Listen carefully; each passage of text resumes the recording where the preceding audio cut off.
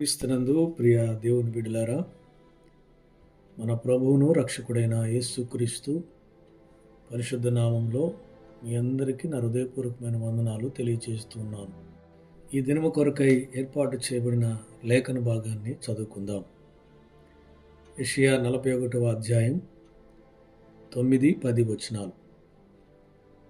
బూదిగంతముల నుండి నేను పట్టుకొని దాని కొనల నుండి పిలుచుకొనినవాడా, నీవు నా దాసుడు అనియు నేను నిన్ను ఉపేక్షింపక ఏర్పరచుకొంటిననియు నేను నీతో చెప్పి ఉన్నాను. నీకు తోడై ఉన్నాను, భయపడకము. నేను నీ దేవుడినై ఉన్నాను, దిగులు పడకము. నేను నిన్ను బలపరుతును, నీకు సహాయము చేయువాడును నేనే.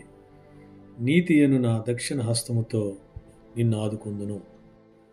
చదవబడిన ఈ లేఖన భాగాన్ని ఆధారం చేసుకుని దేవుని వాక్యాన్ని ధ్యానం చేద్దాం. చదవబడినటువంటి ఈ వాక్య భాగంలో నీవు నా దాసుడు అనియు నేను నిన్ను ఉపేక్షింపక ఏర్పరచుకొంటిననియు నీతో చెప్పి ఉన్నాను అనే మాటను మనం చూస్తున్నాం.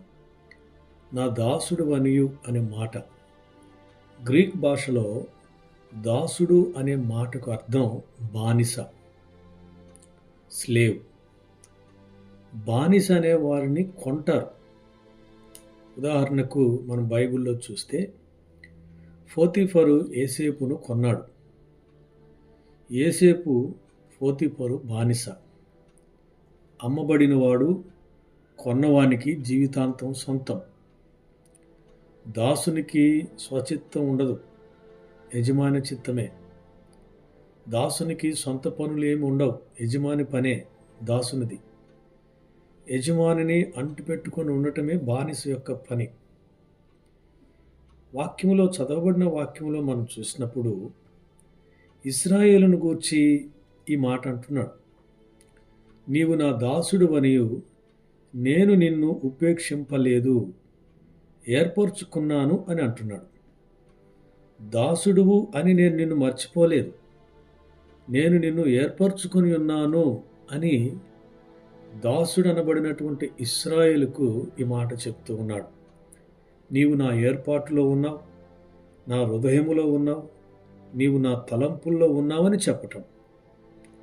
అంతేకాదు, నీకు తోడై ఉన్నాను, భయపడకము. నేను నీ దేవుడినై ఉన్నాను, దిగులు పడకము. నేను నిన్ను బలపరుతును, నేను నీకు సహాయము చేయువాడును నేనే. నీతి అను నా దక్షిణ హస్తముతో నిన్ను ఆదుకొందును అని ఇశ్రాయేల్ ప్రజలతో దేవుడు మాట్లాడుతూ ఉన్నాడు. ప్రియ దేవుని బిడ్డలారా, ఒక బానిసకే ఇంత చేస్తే, ఒక దాసుని ఉపేక్షింపలేని యజమానిగా దేవుడుంటే, ఒక దాసునికి లేదా బానిసకు నేను నీకు తోడుగా ఉంటాను, నేను నీకు సహాయం చేస్తాను, నా దక్షిణ హస్తముతో నిన్ను ఆదుకుంటానని యజమాని అంటే, మరి మన విషయంలో మన పరలోకపు తండ్రి తన ప్రియకుమారుని ఈ లోకానికి పంపి ఆ కుమారుడు తన స్వరక్తమిచ్చి మనల్ని కొన్నాడు కదా. యేసుక్రీస్తు తన స్వరక్తమిచ్చి కొన్న మనలను బానిసలుగా, దాసులుగా గాక తన కుమారులు, కుమార్తెలుగా ఉండుటకు మనల్ని కొన్నాడు. ఒక దాసునికి లేదా బానిసకు కుమారునికి ఎంత వ్యత్యాసం ఉన్నది గమనించండి. యజమాని కుమారుని కంటే దాసుని ఎక్కువగా ప్రేమించగలడా? కుమారునికి యజమానితో స్వతంత్రత ఉంటుంది. కుమారుడు ధైర్యంగా ఉండగలుగుతాడు.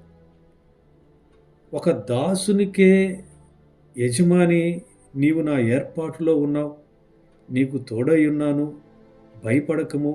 నేను నీ దేవుడినై ఉన్నాను, దిగులు పడకము. నేను నిన్ను బలపరుతును, నేను నీకు సహాయము చేయువాడును నేనే. నీతి అను నా దక్షిణ హస్తముతో నిన్ను ఆదుకొందును అని అంటే, ఆ యజమానే నీ తండ్రి అయితే మనమెందుకు భయపడాలి? మనమెందుకు దిగులు పడాలి? నీ భయమునకు కారణాలు నీ తండ్రి అయిన యజమానికి తెలియచేయాలి. నీ దిగులు విచారములను గూర్చి నీ తండ్రి అయినటువంటి దేవునికి తెలియచేయాలి. మనము నిజంగా ఆయన కుమారులము కుమార్తెలము అయితే తప్పక మనకు కలిగిన భయములన్నిటిలో నుండి, దిగులు విచారములో నుండి దేవుడు సహాయం చేసే దేవుడై ఉన్నాడు.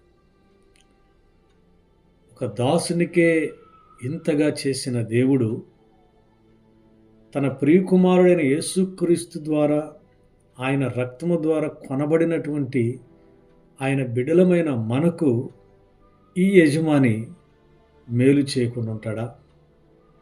తప్పక మేలు చేస్తాడు. ప్రార్థన చేసుకుందాం. పరిశుద్ధుడా, ప్రేమ కలిగిన మా తండ్రి, మా దేవానికి వందనాలు. ఈ సమయంలో ప్రభా మా మధ్యగా తీసుకొచ్చిన లేఖన భాగాన్ని బట్టి స్తోత్రం. ఇంతవరకు నీ వాక్యం ద్వారా మమ్మల్ని బలపరిచినందుకై స్తోత్రం. ఈ వాక్య సందేశాన్ని మా శ్రోతల హృదయాలలో దాచి ఉంచమని ప్రార్థన చేస్తున్నాను. ప్రభువా, నీ ప్రియ కుమారుని ద్వారా మమ్ములను నీ కుమారులుగా, నీ కుమార్తెలుగా మీరు స్వీకరించిన దేవా నీకు స్తోత్రాలు. నీ బిడలమైనటువంటి మేము ఈ లోకంలో ఎదురయ్యే ఇబ్బందులు, శ్రమలు, కలిగే భయాలు, దిగులు, విచారములు సమస్తమును మీరు ఎరుగున్న దేవుడు. తండ్రి, ఈ సమయంలో మొరపెడుతున్నాము. మా శ్రోతల కుటుంబాలలో, వ్యక్తిగత జీవితాల్లో వారు కలిగి ఉన్నటువంటి భయము, వారు కలిగి ఉన్నటువంటి దిగులు, విచారమును కొట్టివేయమని, సహాయము చేయమని యేసుక్రీస్తు పరిశుద్ధ నామంలో అడిగి వేడుకొనుచున్నాను పరమ తండ్రి. ఆమెన్.